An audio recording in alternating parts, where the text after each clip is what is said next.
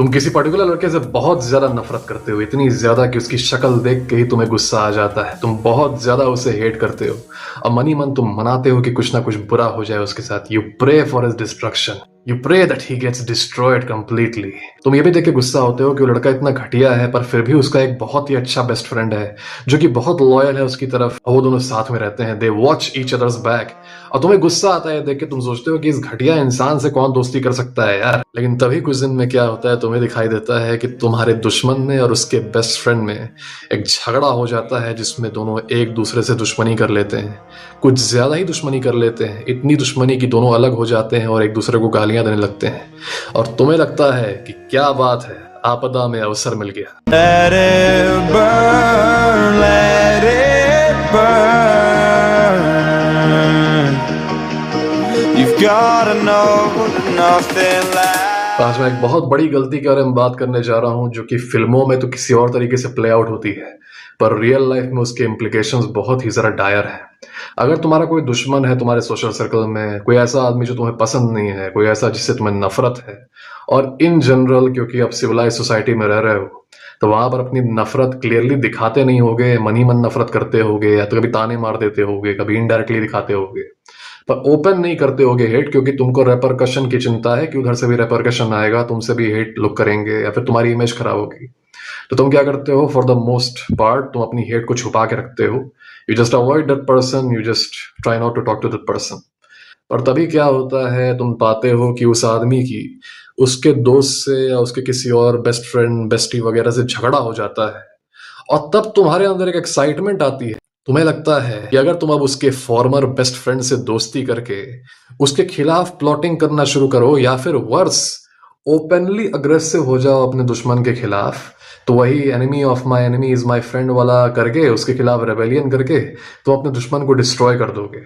ये सबसे बड़ी गलती है। कई सारे लोग फिल्मी तरीके से सोचते हैं कि अरे वाह देखो उसका खुद का दोस्त उससे लड़ रहा है, तुरंत मैं जाके उसके दोस्त से दोस्ती कर लेता हूँ, अब मैं और वो साथ मिलके इसको डिस्ट्रॉय कर देंगे, क्योंकि ऑब्वियसली बेस्ट फ्रेंड था उसका, तो कुछ ना कुछ इसको सीक्रेट्स पता होंगे, उसके कुछ ना कुछ राज पता होंगे, उसको वल्नरेबिलिटी पता होगी तुम्हारे टारगेट की, तो तुम जाके उससे दोस्ती करोगे और उसके साथ मिलके हाथ मिला के अलायंस बना के you will destroy that person, you will destroy your enemy. और फिर तुम राजा की तरह सिंहासन पे बैठोगे और तुम्हारा ये न्यू फाउंड फ्रेंड तुम्हारे बगल में बैठेगा और तुम्हारा दुश्मन तुम्हारे पैरों के नीचे। रियल लाइफ में ये चीज थोड़ी सी अलग तरीके से प्ले आउट होती है। तुम्हें समझना होगा कि अगर इस सिचुएशन में तुम अवसर पाना चाह रहे हो और तुम एक्टिव हो जा रहे हो, स्पेशली अगर अपनी हॉस्टिलिटी तुम एकदम ओपनली दिखा दे रहे हो, तो तुम बहुत बड़ी गलती कर रहे हो। तुम्हें समझना होगा कि इन दो बेस्ट फ्रेंड्स के बीच में जो लड़ाई झगड़ा हुआ है, ये इन मोस्ट केसेस परमानेंटली नहीं चलेगा। बहुत ही कम आदमियों के अंदर ये ऑनर, ये उसूल होता है कि वो कह दें कि नहीं इस आदमी ने मुझे ऑफेंड कर दिया या फिर इस आदमी ने मुझे हर्ट किया है, अब मैं कभी भी इसका दोस्त नहीं बनूंगा, पूरी जिंदगी इसका दोस्त नहीं बनूंगा, he will forever be my enemy. बहुत ही कम आदमियों के अंदर ये दम है। और तुम लोग अपनी खुद की लाइफ में ये चीज फिगर आउट करना, कितनी बार ऐसा हुआ है कि तुमने एक लड़के को उसके खुद के दोस्त के द्वारा बेइज्जत होते हुए देखा है, और उस लड़के ने शुरू में ये भी कहा है कि नहीं ये मुझे बहुत बेइज्जत करता है, मुझे हर्ट करता है, अब से मैं इसका दोस्त नहीं रहूंगा। और तुम्हें भी हो सकता है खुशी मिली हो ये देख के कि तुम्हारे अराउंड मर्द जो है वो अपने लिए खड़े हो रहे हैं, उनकी भी एक स्पाइन है।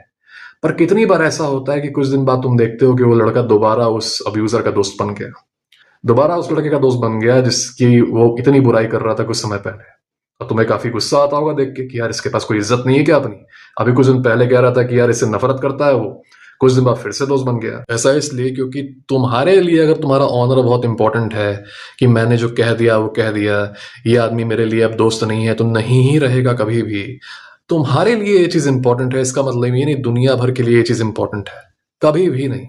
तुम पाओगे वही सेम लड़की जो कि अपने एक्स की बुराई कर रही थी कि अब्यूसिव एक्स था, ये था वो था, और तुम बैठ के रात भर 12 बजे से लेके सुबह 5 बजे तक उसका रोना धोना सुने होगे, और तुम्हें लगा होगा कितना घटिया बॉयफ्रेंड था यार, बाप रे बाप, अच्छा हुआ इसने उसे छोड़ दिया, oh my God, and you spend the entire night healing her. फिर पाते हो 2 दिन बाद कि उसी लड़के के साथ दोबारा घूम रही है, तुम्हारा दिमाग खराब हो जाता है। तुम सोचते हो यार अभी तो उस लड़के को गाली दे रही थी, इतनी बुराई कर रही थी, कितना अब्यूसिव है, ये है वो है। असल में कई सारे लड़के ऐसे होते भी हैं अब्यूसिव, पर दोबारा उसके साथ वो घूम रही है, ये क्या हुआ? तो मतलब मैं फालतू में टाइम स्पेंड कर रहा था उतनी रात उसको हील करते हुए। हाँ, in the same way there are many guys, तुम पाओगे कि तुम्हारे अराउंड कई सारे ऐसे लड़के हैं जो कि बुलीज के द्वारा अब्यूज होते हैं, पर फिर भी उनके दोस्त बन के रहते हैं। फिर क्या होता है, कभी कभी अचानक से पारा ज्यादा चला जाता है, तो ये लड़के झगड़ा करते हैं, रेबेलियन करते हैं, और तुम्हें बाहर से देख के ऐसा लगता है कि फाइनली ये लड़का अपनी सेल्फ रिस्पेक्ट के लिए लड़ रहा है, और फाइनली अब ये अपने लिए खड़ा हो रहा है, और तुम्हें लगता है कि हाँ तुम भी नफरत करते हो इस बुली से। तो एक काम करते हैं, ये जो लड़का जिसने रेबेलियन किया है, ये एक्स बेस्ट फ्रेंड, इसके साथ हाथ मिला लेते हैं और हम लोग साथ मिलके इस बुली को खत्म करेंगे। ये बहुत बड़ी गलती है, क्योंकि यही सेम बेस्ट फ्रेंड जो कि आज रेबेल कर रहा है बुली के खिलाफ, आज से कुछ दिनों बाद ये दोनों दोबारा साथ आ जाएंगे, और फिर ये दोनों मिलके किसको टारगेट करेंगे? तुम्हें। क्यों तुम्हें? जो हॉस्टिलिटी तुम्हारी अब तक सीक्रेट थी, तुमने छुपा के रखी। दो दोस्तों के बीच में लड़ाई होने के बाद एक्साइटमेंट में आके तुमने अपनी वो हॉस्टिलिटी ओपन कर दी। कैसे ओपन कर दी? तुम गए उसके दोस्त से बात करने और तुमने उसे बताया कि देखो यार, मैं तो समझता ही था कि ये इतना घटिया आदमी है। अच्छा हुआ तुम भी समझ पाए, अच्छा हुआ तुम भी समझ गए। अब चलो इसको ऐसे बताएंगे, हम लोग मिलके ऐसे बताएंगे, वैसे बताएंगे। और वहीं वो सो कॉल्ड बेस्ट फ्रेंड जो कि टेम्पररी इमोशनल आउटबर्स्ट की वजह से, टेम्पररी इंस्टेबिलिटी की वजह से बुली से दोस्ती तोड़ चुका है, वही दोस्त दोबारा जाके बुली से दोस्त बन जाएगा, और जो तुम्हारी हॉस्पिटलिटी छुपी हुई थी वो दोस्त जाके बुली को बता देगा कि यार ये आदमी जो है ये मौके का फायदा उठा रहा था और ये कोशिश कर रहा था कि मुझे मतलब तुम्हारे खिलाफ यूज करे और तुम्हारे को नुकसान पहुंचाए, ये करे वो करे। अब वो दोनों reunited friends, they will now plot against you and now you are alone. These two guys and you are alone. जो लड़का तुमने सोचा कि तुम्हारा एक नया न्यू फाउंड कंपेनियन बन गया है, एक सोल्जर बन गया है that you will be using to destroy your enemy, now he will be coming after you. और जो लोग आजकल सोशल मीडिया पे एक्टिव रहते हैं, ट्विटर इन पर्टिकुलर, एक्स, वहां पर उन लोगों ने देखा कि अभी रिसेंटली दो पॉलिटिकल फिगर्स में, एक पॉलिटिकल फिगर था, एक बिजनेस फिगर था, दोनों में एक बहुत ही हीटेड ऑनलाइन फ्यूड चल रहा था। ठीक है, दोनों एक दूसरे को एक्सपोज कर रहे थे, गालियां दे रहे थे, और लोगों को लगा कि यार दोनों के बीच में दुश्मनी हो गई, ये क्या हो गया, वो क्या हो गया। 4 दिन चला ये दुश्मनी, उसके बाद दोनों साथ आ गए। सोचो कितना इंटेलिजेंट स्ट्रेटेजी था ये। दो राइवल्स, ऐसा दिखा लोगों को कि दो राइवल्स क्रिएट हुए हैं। दो लोग जो कि पहले दोस्त थे, फ्रेंडली थे, अब वो राइवल बन गए। लोगों को ऐसा प्रतीत हुआ कि वो राइवल बन गए। तो राइवल ए के दुश्मनों ने राइवल बी को ज्वाइन कर लिया, और राइवल बी के दुश्मनों ने राइवल ए को ज्वाइन कर लिया। दोनों राइवल्स को पता चल गया दुश्मनों के बारे में, एक दूसरे के दुश्मनों के बारे में। कुछ दिनों बाद दोनों दोबारा साथ आ गए, और दोनों राइवल्स के दुश्मन अब एक्सपोज्ड। जिन लोगों ने सोचा कि वो मौके का फायदा उठा पाएंगे, क्योंकि ये दोनों तो साथ आ गए, अब now they both are together again. कभी कभी ऐसा लगता है कि they were just doing theatre drama online, है ना। यही सेम चीज तुम्हारे लाइफ में चलेगी, स्कूल में, कॉलेज में, ऑफिस में। कभी भी देखो कि दो लोगों के बीच में झगड़ा हो गया, उनमें से एक तुम्हारा दुश्मन है, तो कैपिटलाइज करने की कोशिश मत करो कि तुरंत जाके मतलब दोस्त से बात कर ली और कह दिया कि हाँ मैं तो बता ही रहा था तुम्हें कि कितना घटिया है, चलो चलो मिलके ये करते हैं वो करते हैं। This will heavily backfire against you. Average आदमी का इतना ऑनर नहीं होता कि वो एक फर्म डिसीजन ले पाए कि मैंने इससे दोस्ती तोड़ी तो अब मैंने तोड़ ही दिया। वो दोबारा भाग के चला जाएगा उसके पास। तुम इतने हैरान हो गए, you will see guys who are humiliated publicly by their own friends, guys who are abused publicly by their own friends, even they will go back to them। थोड़ा बहुत झगड़ा कर देंगे, चिल्ला देंगे, इमोशनल आउटबर्स्ट कर देंगे। होता है ना, वीक मेल्स का क्या होता है, वीक मेल्स पूरा टाइम तो डाउन रहेंगे डोरमैट की तरह, फिर क्या होता है, अचानक से चिल्लाते हैं, अचानक से आउटरेज करते हैं। ओके, मैं इंस्टाग्राम पे डालता हूँ स्टोरीज, तुम लोग नोटिस किया करो। वीक मेल्स ऐसे तो अब्यूज होते रहेंगे, सबमिट करते रहेंगे, फिर अचानक से उनको किसी दिन याद आता है कि वो अब्यूज हो रहे हैं, तो वो अचानक से चिल्लाते हैं, जोर से चिल्लाते हैं, लंबा लंबा मोनोलॉग देते हैं। बॉलीवुड की फिल्मों में मोनोलॉग बहुत प्रसिद्ध है। बॉलीवुड इसको मैस्कुलिनिटी के रूप में दिखाता है, but it's not masculinity, it's basically a child crying, you know. ऐसा दिखाता है कि तुम क्या समझते हो कि मेरी कोई फीलिंग्स नहीं है, तुम्हें लगता है कि तुम मुझे ऐसे ही अब्यूज करते रहोगे, नहीं ये बहुत हुआ, अब मैं तुम्हें बताऊंगा कि मैं कौन हूं, बहुत हो गया, तुम्हें गरीब की ताकत नहीं मालूम, मैं देखो गरीब हूं, मैंने ये देखा, मैंने वो देखा, तुम कुछ नहीं जानते मेरी स्टोरी के बारे में, you do not know my story, you don't know where I am from, you do not know what I have been through, you do not have any idea who I am. लंबा 15 minute का वो monologue देता है, और फिर अंत में सांस लेता है, और लोग ताली बजाते हैं। This type of stupid behavior has been encouraged, and I have seen people in real life copy this. They think they are somehow showing power by delivering monologues. तो अक्सर ये वीक आदमी तुम पाओगे कि ये शुरू में तो अब्यूज होंगे, एक दिन इनका स्वाभिमान जागता है, ये मोनोलॉग डिलीवर करते हैं, गुस्सा हो जाते हैं छोटे बच्चों की तरह, रूठ जाते हैं। फिर इनका अब्यूजर उनको धीरे से बोलता है कि अरे चल यार छोड़, जो हुआ वो हुआ है ना, चल छोड़।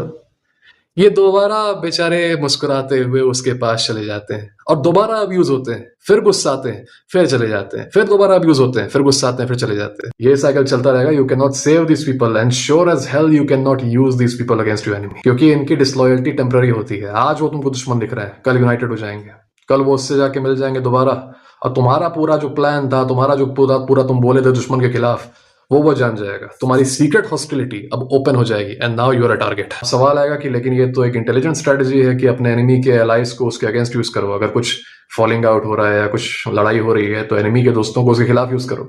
हाँ, तुम ये कर सकते हो, पर इसके लिए एक चीज ध्यान में रखना जरूरी है।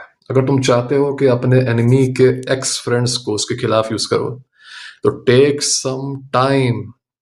4 दिन की लड़ाई और 1 हफ्ते की लड़ाई पे जज मत कर लो कि वो तुम्हारा दोस्त बन गया। Okay, take some time. अगर तुमको दिख रहा है कि 6 महीने हो गए, 7 महीने हो गए, साल भर हो गया, दुश्मनी जारी है, अभी भी दोस्ती दोबारा मेंड नहीं हुई है, काफी टाइम बीत चुका है, वो जो एक्स फ्रेंड था वो अब भी एक्स फ्रेंड ही है, इसका मतलब समझ लो कि ये जो आदमी है x friend, he is a real man.